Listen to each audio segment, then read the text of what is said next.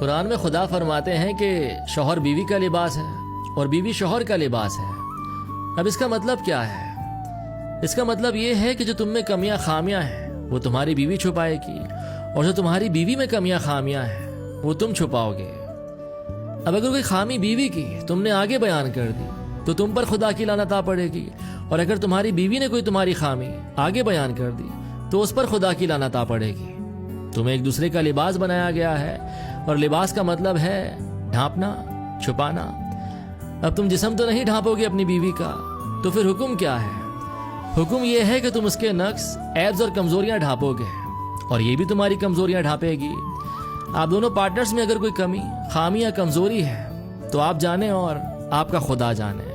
زبان پر وہ بات نہیں آنی چاہیے، یہاں تک کہ اگر آپ کے سگے ماں باپ بھی پوچھیں تو آپ کے پارٹنر کی کوئی ایسی بات آپ کے منہ سے نہ نکلے، اور اگر وہ پوچھیں کہ تجھ میں یا تیری بیوی میں کوئی کمی ہے کیا، تو بیوی کو چاہیے وہ اپنے ماں باپ کو خاموش رہنے کو کہے، اور شوہر کو چاہیے وہ اپنے ماں باپ کو خاموش رہنے کو کہے، کیونکہ آپ دونوں صرف ایک دوسرے کے سامنے بے لباس ہوتے ہیں، دوسروں کے سامنے نہیں۔ تو آپ دونوں پر امانت ہے کہ ایک دوسرے کے عیب ستر میں رکھیں۔